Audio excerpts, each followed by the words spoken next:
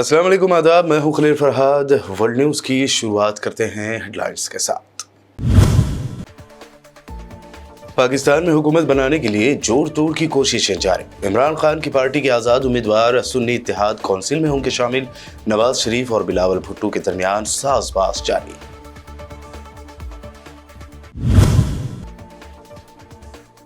Israel की हटधर में फ़लस्तीनियों को मस्जिद अक्सा में नमाज पढ़ने से रोकने का किया ऐलान। यूरोप ने इसराइल को किया खबरदार। मुसलमानों को मस्जिद अक्सा में नमाज से रोकना होगा बड़ा खतरा।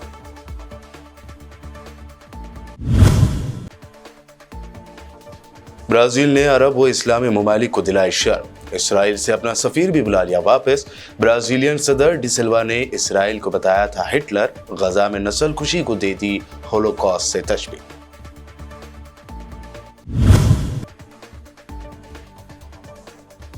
चंडीगढ़ मेयर इलेक्शन के दौरान बीजेपी को जितवाने का लगा था इल्जाम। सुप्रीम कोर्ट में हुई समाअत।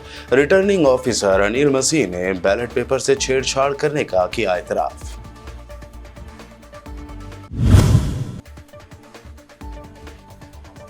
आसाम की तरह वेस्ट बंगाल में भी एनआरसी लगाने की मोदी सरकार कर रही है साजिश। ममता बनर्जी का इल्जाम। कहा, खून दे दूंगी लेकिन बंगाल में एनआरसी नहीं लागू होने दूंगी।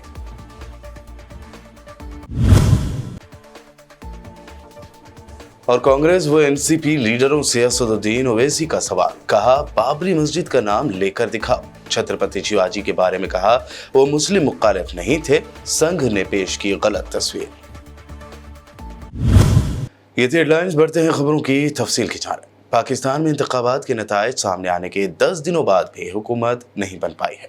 ऐसे में पाकिस्तान की दो बड़ी सियासी जमातें आपस के अख्तलाफात दूर करके एक अक़लियती मखलूत हुकूमत की तश्कील की राह हमवार करने के लिए जद्दोजहद कर रही है। इस सिलसिले में दो तरफा मुज़ाकरात जारी हैं। पाकिस्तान में 8 फरवरी के गैर नतीजा ख़ैज़ आम इंतखाबात के बाद से मुल्क में बदतरीन सियासी इंतशार फैल चुका है। इस बार के इलेक्शन में पाकिस्तान की कोई भी सियासी जमात अक्सरियत हासिल ना कर सकी। साथ ही क़ब्ल इलेक्शन और वोटिंग खत्म होने के बाद मुबैना धांधलियों और मुख्तदर हलकों की तरफ से नताइज पर असरअंदाज होने की कोशिशों ने पाकिस्तान को एक नए बहरान से दो चार कर दिया है। पाकिस्तान इस वक्त सियासी इंतशार के साथ साथ संगीन माशी अदम इस्तेहकाम का शिकार है। दो बड़ी जमातों पाकिस्तान पीपल्स पार्टी और पाकिस्तान मुस्लिम लीग नून के माबैन मुज़ाकरात हो रहे हैं। इस बातचीत का मकसद इख्तलाफात को ख़त्म करके नई हुकूमत की तश्कील को मुमकिन बनाना है। वहीं इमरान खान को उनके आज़ाद उम्मीदवारों को हुकूमत की तश्कील से रोकना भी है। दूसरी जानिब साबिक़ पाकिस्तानी वज़ीर आज़म इमरान खान की पार्टी PTI के आज़ाद उम्मीदवारों के सुन्नी इत्तेहाद कौंसिल में शामिल होने की खबर है। इसराइल ने हठधर्मी का मुजाहरा करते हुए अब फ़लस्तीनियों को मस्जिद अक्सा में नमाज पढ़ने से रोक दिया है। मस्जिद के मुबल्लिग का कहना है कि मुसलमानों को अल अक्सा में दाखिले से रोकने का फैसला बातिल है। शेख अकरम सबरी ने कहा कि मुसलमानों को इस्लाम के तीसरे मुक़द्दस तरीन मकाम में दाखिले से रोकने का इसराइली फैसला इबादत की आज़ादी की खिलाफ वर्जी है। इसराइली वज़ीर ख़ारजा इसराइल कॉट्स ने दावा किया था कि हुकूमत रमज़ान मुबारक के आने वाले मुसलमानों के मुक़द्दस महीने के दौरान मस्जिद अक्सा में इबादत की आज़ादी की इजाज़त देगी। उन्होंने कहा कि किसी भी किस्म की पाबंदियाँ हिफाजती वजूहात की बिना पर लगाई जाएंगी। दूसरी जानिब यूरोपीय यूनियन ने इसराइल को खबरदार किया है कि मुसलमानों को रमज़ान में मस्जिद अक्सा में दाखिले से रोकना कशीदगी पैदा कर सकता है। इसराइल के जुल्म के खिलाफ अरब व इस्लामी ममालिक को आईना दिखाते हुए ब्राज़ील ने बड़ा कदम उठाया है। उसने इसराइल से अपने सफ़ीर को एहतजाजन वापस बुला लिया है। ब्राज़ीलियन सदर की जानिब से इसराइल का मकरूह चेहरा बेनकाब करने के बाद इसराइल और ब्राज़ील के दरमियान कशीदगी मज़ीद बढ़ गई है। गैर मुल्की ज़राए इब्लाग के मुताबिक ब्राज़ीली वज़ारत ख़ारजा का कहना है कि ब्राज़ील में इसराइली सफ़ीर को दफ्तर ख़ारजा तलब किया जाएगा। ब्राज़ीली सदर डिसिल्वा के बयान के बाद इसराइल ने उन्हें नापसंदीदा शख्सियत करार दिया था। इसराइली फॉरेन मिनिस्टर का इस हवाले से कहना था कि ब्राज़ीलियन सदर जब तक अपना बयान वापस नहीं लेते उन्हें इसराइल में खुशामदीद नहीं कहा जाएगा। वाज़ेह रहे कि ब्राज़ीली सदर ने कल कहा था कि इसराइल गजा में फ़लस्तीनियों की नस्लकुशी करके हिटलर का रोल अदा कर रहा है। गजा में नस्लकुशी को ब्राज़ील के सदर ने होलोकॉस्ट से तशबीह दे दी थी। इसराइली फ़ौज के गजा में रिहायशी इलाकों अस्पतालों पर हमले जारी हैं। अल नासर अस्पताल में ऑक्सीजन की कमी से 8 मरीज इंतकाल कर गए। गजा वजारत सेहत की जानिब से जारी बयान में कहा गया है कि गुज़िश्ता 24 घंटों में इसराइली हमलों में 107 फ़लस्तीनी शहीद और 145 ज़ख्मी हो गए। फ़लस्तीनी शोहदा की मजमूई तादाद 29,000 से बढ़ गई है। इसराइल ने रमज़ान तक इसराइली यरगमाली रिहा न होने पर रफ़ा में ज़मीनी ऑपरेशन का ऐलान किया है। यूरोपीय यूनियन के फॉरेन मिनिस्टर्स का कहना है कि रफ़ा पर हमला 15 लाख बेघर फ़लस्तीनियों के लिए तबाहकुन होगा। दूसरी जानिब खान यूनिस में इसराइली फ़ौज पर हमास की जानिब से हमले किए गए, जिसमें कई इसराइली फ़ौज हलाक और मुतअद्दिद को ज़ख्मी करने का दावा किया गया। उधर गजा से अलग लेबनान के खिलाफ जंग छेड़ने वाले इसराइल ने लेबनान में गाजिया के इलाके और जहरानी तनसीबात के पिछले इलाके पर फ़िज़ाई हमले किया है। ये इलाके इसराइल की सरहद से तकरीबन 60 किलोमीटर दूर हैं। इसराइली फ़ौज का कहना है कि उसने गाजिया में हिज़्बुल्लाह के हथियारों के डिपो पर हमला तिब्रिया हमले के जवाब में किया। लेबनानी सिक्योरिटी ज़राए ने बताया कि जनूबी लेबनान के कस्बे गाजिया में 2 इसराइली हमलों के नतीजे में 8 अफराद ज़ख्मी हुए हैं। एक कस्बे पर इसराइली हमलों में एक कार को निशाना बनाया गया। मकामी मीडिया ने बताया कि 2 छापों में से एक ने बैनुल-अक़वामी साहिली सड़क के करीब वाक़े एक गोदाम को निशाना बनाया। एक बहुत बड़ी आग भड़क उठी और धुएं के घने बादल छा गए और सारे इलाके को ढांप लिया।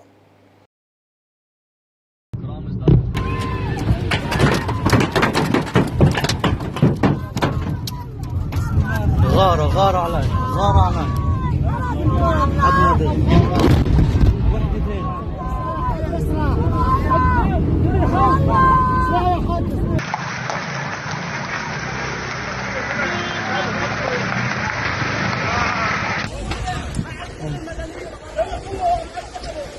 लेबनान की अस्करी तंजीम हिज़्बुल्लाह के पास खुफिया सुरंगों का नेटवर्क गजा की पट्टी में हमास के कायम करदा नेटवर्क से ज़्यादा मॉडर्न है, जो कि इसराइल और सीरिया तक फैला हुआ है।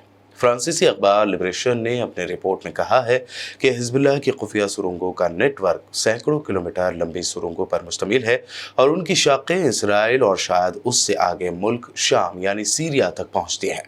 अखबार ने इसराइली रिसर्चर्स और वेबसाइट का हवाला देते हुए बताया कि हिज़्बुल्लाह ने बैरूत, बीका और साउथ लेबनान को जोड़ने वाले ज़ेर ज़मीन नेटवर्क पर मबनी दर्जनों ऑपरेशन का एक डिफेंस प्लान तरतीब दिया है।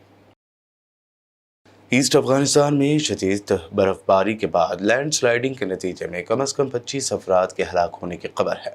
कुदरती आफात से निमटने की जिम्मेदार मुल्क की वजारत के मुताबिक लैंडस्लाइडिंग के नतीजे में मुतअद्दिद अफराद ज़ख्मी भी हुए हैं। मुल्क की दारुल-हुकूमत काबुल से पीर 19 फरवरी को मिलने वाली रिपोर्टों के मुताबिक डिज़ास्टर मैनेजमेंट की जिम्मेदार अफगान वजारत ने बताया कि ये शदीद बर्फबारी पाकिस्तान के साथ सरहद से मुत्तसिल मशरक़ी सूबे नूरिस्तान में हुए। खबर रसा इदारे AFP के मुताबिक अफगान वजारत के तर्जुमान ने बताया कि शदीद बर्फबारी के बाद ये लैंडस्लाइडिंग इतवार 18 फरवरी को रात गए हुई। अमेरिका में पेश आए फायरिंग के एक और वाक़े में 2 पुलिस अफसरों समेत 3 अफराद की मौत हो गई है, जबकि एक पुलिस एहलकार शदीद ज़ख्मी हो गया। बैनुल-अक़वामी खबर रसा इदारे की रिपोर्ट के मुताबिक फायरिंग का वाक़या रियासत मिनीसोटा के शहर मिनेपोलिस में इतवार को ऐसे घर में पेश आया जहां मुतादिद बच्चे भी मौजूद थे। हुकाम के मुताबिक पुलिस को घर के करीबी पड़ोसियों ने मदद के लिए कॉल की थी और कहा था कि ख़ानदान की ज़िंदगी को ख़तरा है। पुलिस के मुताबिक कॉल के बाद एहलकार घर में पहुंचे तो मुसल्लह शख्स ने खुद को घर में मौजूद अफराद के हमरा बंद कर रखा था, जिनमें 7 बच्चे भी शामिल थे। पुलिस ने अंदर जाने की कोशिश की, जिस पर एक पुलिस एहलकार अंदर दाखिल होने में कामयाब हुआ तो गोलियों का वो निशाना बन गया। इसी तरह ऊपर की मंजिल से होने वाली फायरिंग से दूसरा अफसर भी फायरिंग की जद में आ गया।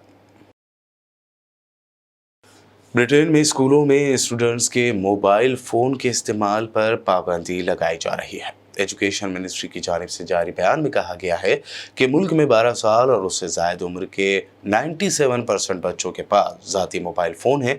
बताया गया कि इनफरादी तौर पर पाबंदी आयद करने वाले स्कूलों में तालीमी मियार में नुमाया इजाफा भी हुआ है। बयान में ये याद दिलाया गया कि अक़वाम मुत्तहिदा के तालीमी, साइंसी और सक़ाफ़ती इदारे यूनेस्को ने भी स्कूलों में मोबाइल फ़ोन्स पर पाबंदी आयद करने का मुतालबा किया, जो साइबर बदमाशी और क्लासेस में रुकावट का बाज़ बनते हैं, और ये कि फ़ोन स्कूल की क्लास में दाखिल होने से पहले उन्हें बंद बक्सों, अलमारियों या सेफ्स में रखने की हिदायत दी गई है।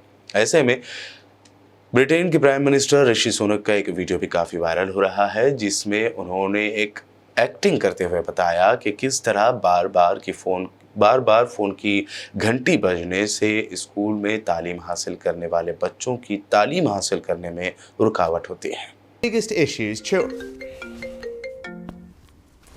One of the biggest issues children and teachers grapple with every day is the impact of... See how frustrating that is. Almost 1/3 of secondary school pupils said their lessons were disrupted by phones.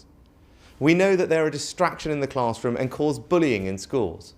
Many schools have already banned them, which has led to a safer and better learning environment for their students.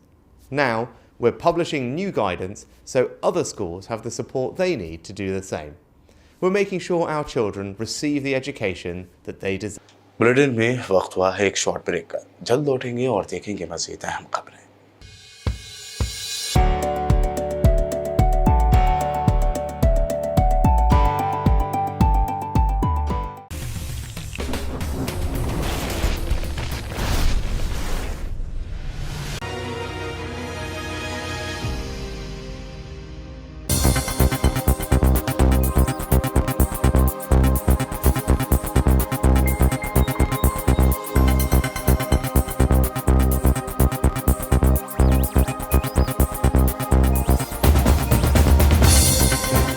Break के बाद आगे बढ़ते हैं और अब देखते हैं मज़ीद अहम खबरें।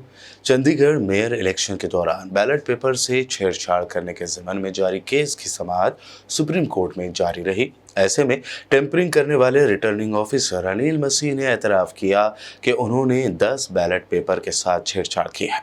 सुप्रीम कोर्ट ने उन्हें वायरल वीडियो में देखे गए उनके बर्ताव के बारे में सफाई देने के लिए कहा था। समाअत के दौरान रिटर्निंग ऑफिसर अनिल मसीह ने इस बात को माना कि उन्होंने कुछ बैलेट पेपर पर क्रॉस का निशान लगाया था, लेकिन वो पहले से ही वोटरों ने खराब कर दिए थे। तो वहीं सुप्रीम कोर्ट ने कल चंडीगढ़ मेयर चुनाव के बैलेट पेपर को मंगाया है।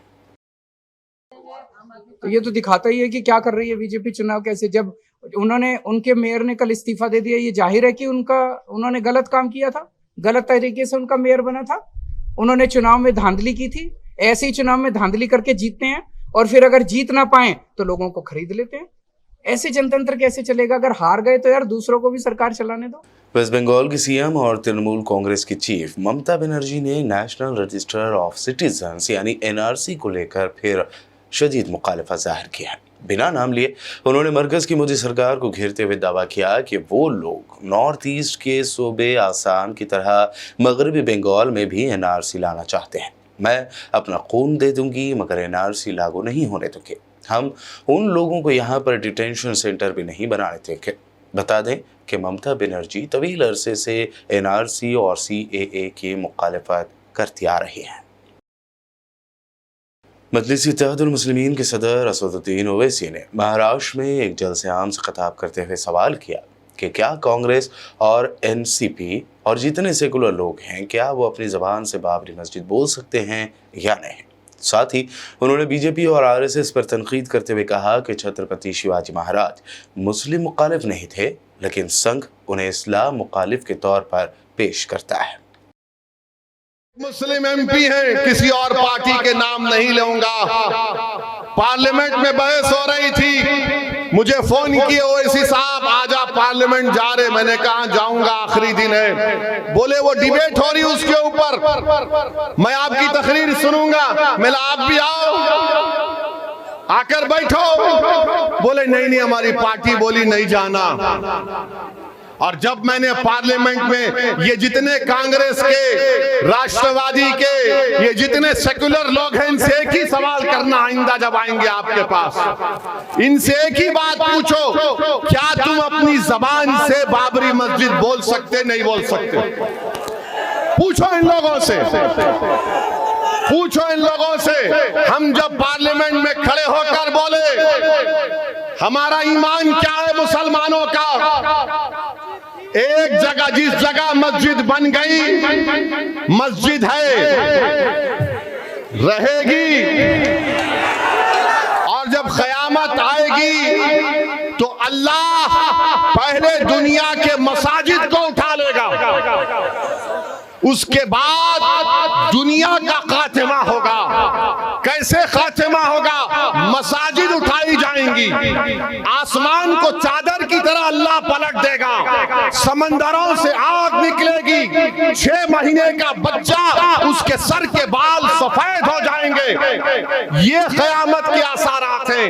आपसे कह रहा हूं, हमने बाबरी मस्जिद जिंदाबाद का नारा लगाया, अमित शाह के सामने नारा लगाया, बाबरी मस्जिद जिंदा है और रहेगी इंशाअल्लाह ताला। ये नहीं बोल सकेंगे। अब ये बात क्या बोलेंगे सेकुलर पार्टी गठबंधन के लोग, महाविकास के, ये भड़काऊ भाषण देता है। अरे भड़काऊ भाषण नहीं दे रहा हूं, क्या तुम्हारे दिलों में जो जज्बात छुपे हुए मैं उसको बयान कर रहा हूं या नहीं कर रहा हूं? बताओ मुझे, क्या तुम्हारे दिलों में बाबरी मस्जिद है या नहीं है? बताओ मुझे, तुम्हारे दिलों में तकलीफ है नहीं है बाबरी मस्जिद की? बताओ मुझे, अगर है तो नारा लगाओ मेरे साथ, नारे तकबीर। अब कल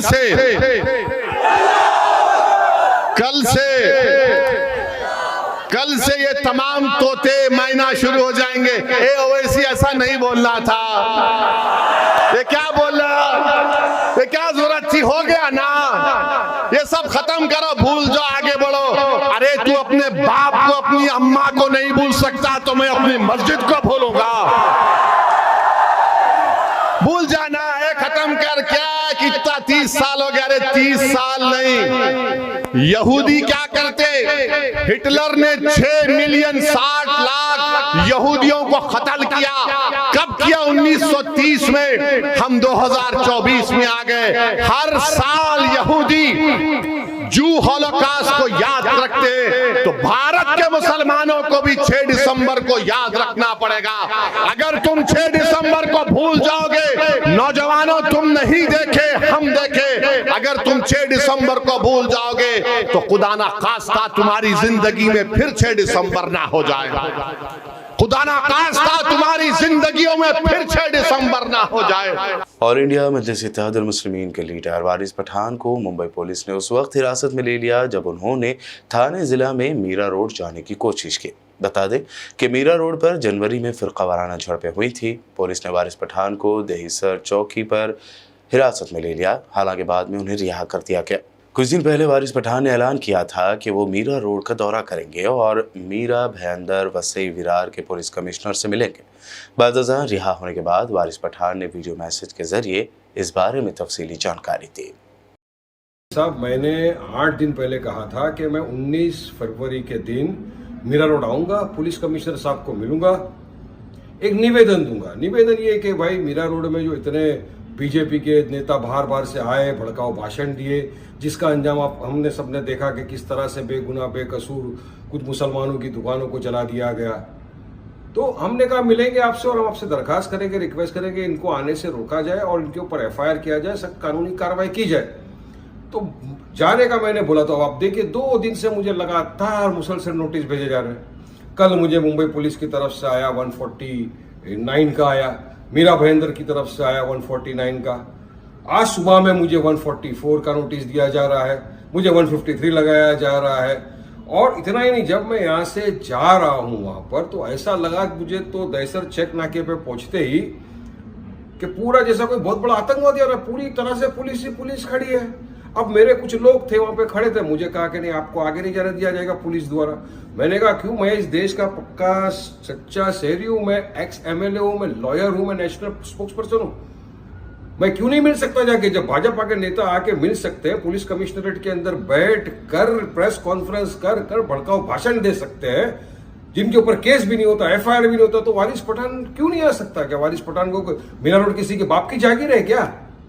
नहीं, मुझे नहीं जाने का। मुझे सीधा उठा के ले गए पुलिस स्टेशन दहीसर में, जाके बिठा दिया। मेरे इतने सारे लोग वहां इंतजार कर रहे थे, मुझे मिलना था, जिनकी दुकानें टूट गई है, जल गई है, उनसे मैं मिलता, उनके दुख में शरीक होना था मुझे। मगर बीजेपी का जो असल चेहरा है सामने आ गया है कि किस तरह से बीजेपी पूरी के पूरी एंटी मुस्लिम पार्टी है। उनके नेता जा सकते हैं, भड़काऊ भाषण दे सकते हैं, भड़काऊ बयान दे सकते हैं, मगर वारिस पठान नहीं जा सकता, क्योंकि मैं मुसलमानों की, दलितों की, पिछड़े हुए वर्ग की आवाज उठाता हूं, उनकी तरफ से मैं लड़ता हूं ना। मुझे जाने नहीं दिया, तो हमने कहा कि ठीक है, उनको भी मत आने दो। अगर 25 तारीख को आए तो यकीन मानिए वारिस पठान फिर जाएगा, कोई रोक नहीं सकता मुझे। संविधान ने जितना अधिकार उनको दिया है ना, उससे कहीं ज्यादा अधिकार मेरा है। कानून सबके लिए बराबर होना चाहिए ना। उनको आने देंगे, मिलेंगे, और मैं नहीं जाऊंगा, तो बस यही। फिर उसके बाद में मुझे 3-4 गाड़ी में पुलिस वाले भर के मेरे को घर तक पहुंचा के आ गए। तो उसे किस दिशा में देश जा रहा है? सर, मैं चाहता हूं, मैं इस देश का पक्का सच्चा नागरिक हूं, मैं पूरे हिंदुस्तान में कहीं भी जा सकता हूं, तो मीरा रोड क्यों नहीं जा सकता? मैं बाहर क्या आ सकते? उत्तर प्रदेश की योगी हुकूमत ने एक और जगह का नाम तब्दील कर दिया है। आगरा की जामा मस्जिद मेट्रो स्टेशन का नाम बदलकर अब मनकामेश्वर स्टेशन कर दिया गया है। योगी सरकार की जानिब से कुछ वक्त पहले जामा मस्जिद स्टेशन का नाम बदलने के लिए हुक्म दिया गया था। इसके बाद UPMRC के अहदेदारों ने जामा मस्जिद स्टेशन पर नए नाम की होर्डिंग भी लगा दी है। लोकसभा इलेक्शन में बीजेपी की जानिब से अब की बार 400 पार, यानी इस मरतबा 400 से ज्यादा लोकसभा सीटें लाने का नारा दिया गया, जिस पर कांग्रेस सदर मल्लिकार्जुन खड़गे ने कहा कि इस मरतबा 100 सीटें भी बीजेपी की नहीं आएंगे। साथ ही उन्होंने नरेंद्र मोदी पर तनकीद करते हुए कहा कि हर साल 2 करोड़ नौकरियां देने, ब्लैक मनी वापस लाने, सभी के अकाउंट में 15-15 लाख रुपए डालने की बात करने वाले मोदी झूठ बोलते हैं और नौकरी की बात करते हैं। मोदी जी हमेशा क्या करते थे? हर साल मैं हमारे युवकों को 2-2 करोड़ नौकरी दूंगा। दिए न? आपको मिला 2 करोड़ नौकरी? नहीं मिला। अरे प्रधानमंत्री झूठ बोलते हैं। प्रधानमंत्री कैसा झूठ बोलता है भाई? वो तो सत्य हरिश्चंद्र है। सत्य हरिश्चंद्र कभी झूठ बोलता है? फिर 2 करोड़ नौकरी नहीं दिए, 15-15 लाख काला धन लाकर तुम्हारे जेब में डाल दूं बोले, दिए क्या? नहीं दिया। तो मोदी झूठ है क्या हम झूठ है? क्या बीजेपी झूठ है, कांग्रेस झूठ है? ये बात हुई ना। जो हम हमेशा जो कहते हैं वो करके दिखाए हैं। नरेगा हमने लाया गरीबों को मजदूरी देने के लिए, पेट भरने के लिए हमने फूड सिक्योरिटी एक्ट लाया, खाना देने के लिए, बच्चों के पढ़ाई के लिए कानून लिया। तुमने क्या किया? एक तो काम बताओ। बड़े बड़े कारखाने हमने नेहरू जी के जमाने में बनाया, बैंक बनाए। उस बैंक को लूटने वाले लोगों को तुम सब सपोर्ट कर रहे हो। वो पैसे लेकर बाहर भाग रहे हो, और यहां कोई गरीब आदमी 10-12 हजार रुपए लोन लेता बैंक से, उसको बंद करते हो, उसके घर पे नोटिस लगाते हो। लगाओ नोटिस। जो 13 लाख करोड़ लेकर यहां से भागे हैं उन पे लगाओ। इतने पैसे आपने बैंक से लूट लूट के उनको दिया, और हमको बोलते हैं कि इस कांग्रेस ने बर्बाद किया। क्या बड़े कारखाने करके बर्बाद किया? एम्स बना के बर्बाद किया? इंजीनियरिंग कॉलेज करके बर्बाद किया? और कंपलसरी एजुकेशन में सबको शिक्षा देने की काम शुरू की, उससे बर्बाद हुआ? शेड्यूल ट्राइब्स को रिजर्वेशन दिए, वो उससे खराब हुआ? बताओ हमको। जो काम हमने किया इस देश के लिए, हमने कुर्बानी भी दी। देश एक रहना ये हमारा पहले से काम चल रहा है, देश को जोड़ना। उसी लिए तो राहुल गांधी जी कन्याकुमारी से लेकर कश्मीर तक चले और आज मणिपुर से लेकर बंबई तक को चलने वाले हैं। कांग्रेस कायद राहुल गांधी ने मोबाइल फोन पर घंटों गुजारने वाले नौजवानों से कहा कि अडानी अंबानी के बेटे मोबाइल में वीडियो नहीं देखते, वो अपने पैसे गिनते हैं। तुम हो जो घंटों मोबाइल फोन में गुजारते हैं। आज का युवा नशे में, मैंने वहां देखा, बनारस में देखा, सड़क पे देखा, नहीं तो अगर शराब नहीं पी रहा तो फिर इस मोबाइल फोन पे 7-8 घंटा 7-8 घंटा भैया वीडियो देखता रहता है, वीडियो देखता रहता है, एक दूसरे को भेजता रहता है। भाई अंबानी का बेटा वीडियो नहीं देखता, अदानी का बेटा वीडियो नहीं देखता, अदानी का बेटा धन गिनता है। आप लोग वीडियो देखते हो। अब हिंदुस्तान के क्रिकेट को चला रहा है, उसने भैया क्रिकेट शॉट मारी कभी जिंदगी में? उसको बैट पकड़ना नहीं आता, वो क्रिकेट चला रहा है। ये सच्चाई है। और अब आखिर में हेडलाइंस पर डालते हैं एक और नजर। पाकिस्तान में हुकूमत बनाने के लिए जोर तोड़ की कोशिशें जारी। इमरान खान की पार्टी के आजाद उम्मीदवार सुन्नी इत्तेहाद काउंसिल में होंगे शामिल। नवाज शरीफ और बिलावल भुट्टो के दरमियान साजबाज जारी।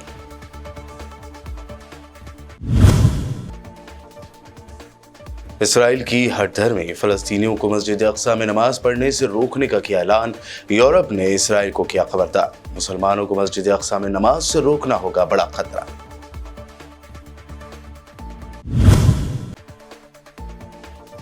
ब्राजील ने अरब व इस्लामी ममालिक को दिलाई शर्म। इसराइल से अपना सफीर भी बुला लिया वापस। ब्राजीलियन सदर डिसिल्वा ने इसराइल को बताया था हिटलर। गजा में नस्ल खुशी को दे दी होलोकॉस्ट से तशबीह।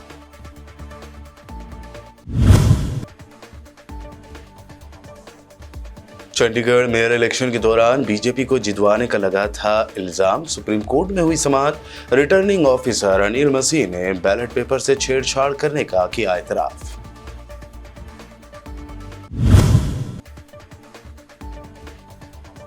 आसाम की तरह वेस्ट बंगाल में भी एनआरसी लगाने की मोदी सरकार कर रही है साजिश। ममता बनर्जी का इल्जाम, कहा खून दे दूंगी लेकिन बंगाल में एनआरसी नहीं लागू होने दूंगी।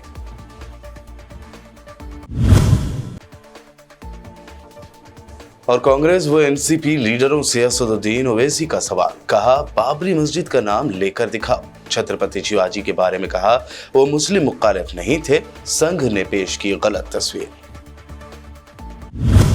वर्ल्ड न्यूज में अभी आपने देखी अब तक की अहम नेशनल व इंटरनेशनल न्यूज। मज़ीद ताज़ा तरीन अपडेट्स और दिलचस्प प्रोग्राम्स के लिए देखते रहिए बीबीएन चैनल। बीबीएन चैनल के व्यूअर्स के लिए एक अहम इत्तला। अब बीबीएन चैनल का टेलीकास्ट भारत भर में हो रहा है। हमारे व्यूअर्स भारत में कहीं भी टीवी पर अब बीबीएन चैनल देख सकते हैं। स्क्रीन पर बीबीएन चैनल की टेलीकास्ट डिटेल्स दस्तयाब हैं। इसके अलावा भारत भर में किसी भी एरिया में अगर आप बीबीएन चैनल देखना चाहते हैं तो आप अपने केबल ऑपरेटर को इसके लिए कह सकते हैं। आपकी डिमांड पर वो ज़रूर बीबीएन चैनल टेलीकास्ट करेंगे, क्योंकि बीबीएन एक फ्री टू एयर चैनल है। इसके लिए आपको सिर्फ हमारे दिए गए नंबर पर केबल ऑपरेटर से कॉल या व्हाट्सएप पर मैसेज करवाना है। हम आपके केबल ऑपरेटर तक बीबीएन चैनल पहुंचा देंगे, जिससे वो आपके एरिया में टेलीकास्ट कर सकते हैं। इसके लिए चैनल की हमारी पूरी टीम लगातार काम कर रही है ताकि आप तक बीबीएन चैनल को पहुंचाया जाए। इसके अलावा बीबीएन चैनल को भारत भर में रिपोर्टर्स की ज़रूरत है। अगर आप सहाफ़ी हैं और बीबीएन चैनल से जुड़ना चाहते हैं तो आप भी दिए गए नंबर पर रब्त कर सकते हैं।